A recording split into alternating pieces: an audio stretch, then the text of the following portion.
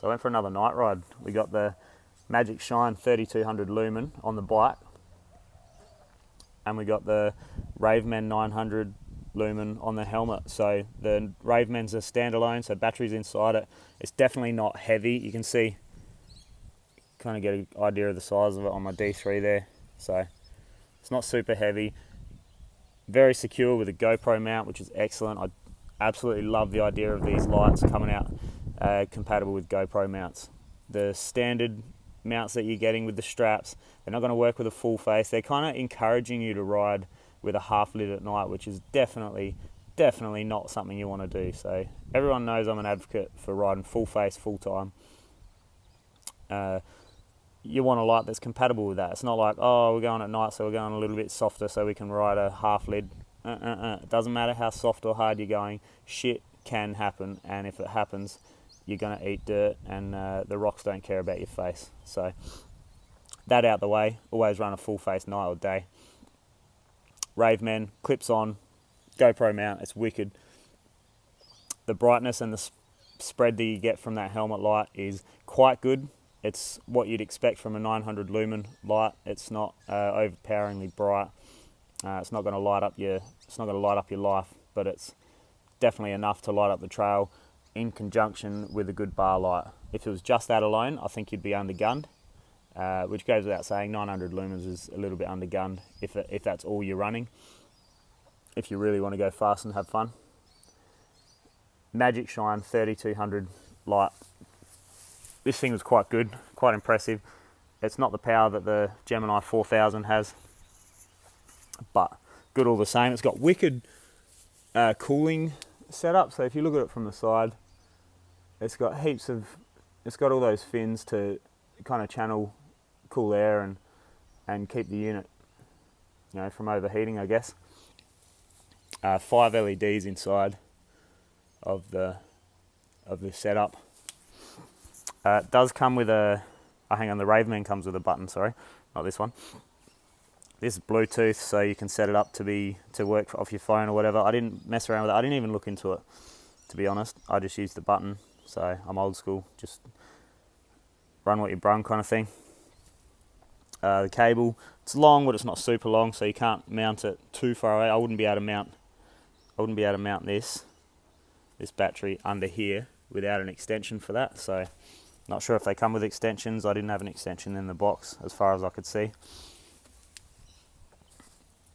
This battery pack is super low key. It's kind of oblong in shape, and you can put it anywhere. It's got this rubber piece that goes between your frame and it's integrated into the bottom of the battery, so it's never going to damage your frame. It secures nice and tight with these Velcro straps, but I did put a little bit of electrical tape just to strap these extra bits down so they weren't flapping around.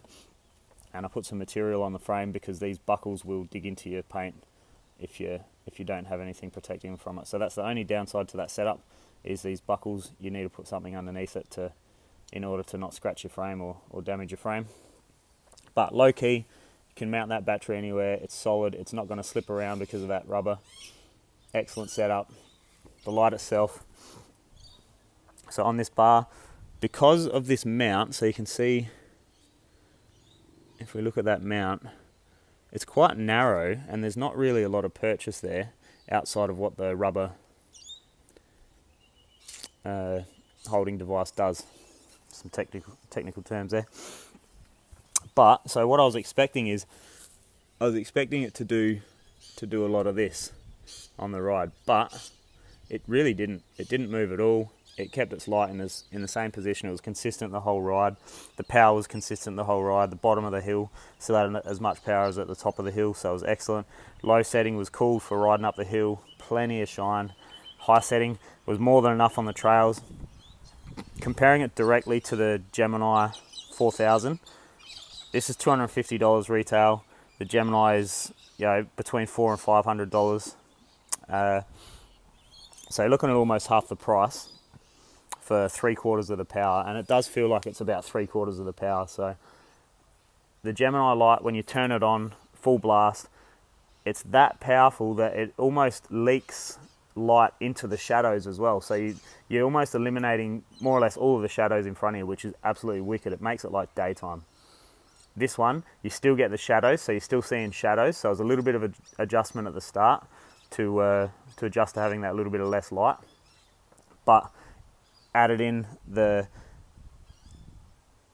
helmet light, and it made the experience of trail riding at night so good. So being able to see wherever my eyes were looking at all times, due to having a light on my helmet as well, was excellent. That was really a good bonus. I couldn't ride as fast or as confident with just the MagicShine and no helmet light as I was with the Gemini and no helmet light. That light was absolutely top step. It was excellent. But saying that, the only time that MagicShine felt like it was undergunned was the high-speed open stuff where I couldn't really look up as far. It doesn't project the light as far as the Gemini does. So high-speed trail, I was begging for a little bit more light. Still adequate, definitely still adequate, but just after having that Gemini, I was begging for a bit more. If I'd never had that Gemini, this thing would have blown my mind as well. So it's brighter than I've ever had outside of that Gemini. As soon as we got into the proper single track, so bullock, nice and narrow, twisted gum, all of those, it was an absolute excellent setup. Ravemen on the helmet, so I've had to tilt it all the way back. I actually need a Tula GoPro mount, which I've got at home, but didn't bring it with me. So Tula GoPro mount would have allowed me to tilt it back a little bit further and get just that little bit better spread. But where it is there is pretty much spot on to where I need it. So I experimented a little bit with it down, and it was too far down. It was right in front of me. I wanted it a little bit up, more open, so it was open up the corners. But once I got into twisted gum, this was an absolute highlight. Could see exactly where I wanted to see. It never rattled around. It was never loose. It was never bobbling. It never felt like I had extra weight on my helmet. Obviously the one thing is clearance under trees, so you gotta allow for that. But once you get used to that, it's not really an issue. But single track helmet and that light on the front was an absolute dream. I rode twisted easily faster, much faster than I rode it with the Gemini. I could see exactly where I wanted to put my front wheel, exactly where I was going. Really good spread. 2-hour ride. Lights were perfect from start to finish, like I said. And I had a lot of fun. So going from my dodgy setup to the Gemini, then to this, I've almost done a backflip on night riding. Hey, I wasn't really into it just a few weeks ago.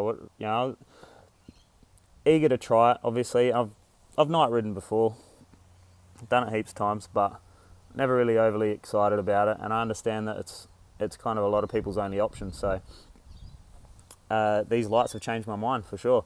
A helmet light that you don't have to run a backpack with, godsend. Not heavy, perfect. A bar light that lights everything up and is wicked for night riding, perfect. If you want the ultimate money doesn't matter combination, to me, it's Gemini on the bar, 900 Ravemen on the helmet. If you're money conscious and you don't want to blow half your life savings on a light, MagicShine for 250. You could probably get them for 220, 230 if you squeezed them. One of them on the bar, 3200 lumens, absolutely more than enough for trail riding. Like I said, does create a little bit more shadow than the Gemini, but so much better than what I've used in the past. Battery setup's wicked, secure, killer. Helmet light's perfect. So I had a lot of fun, and yeah, night riding's killer. Night riding is a lot of fun, except for when it's really cold. I don't think I'll be too into that, but yeah, had wicked fun. Thank you very much, Dave, for lending me these lights. MagicShine got the job done. Ravemen 900 most certainly impressed me. I've been wanting to suss this light out for a little while, and yeah, that's a go-to light for sure. I'm impressed. Light, reliable, good name, good long battery time, and hell, GoPro mount. get yourself some lights, get out there at night, have some fun.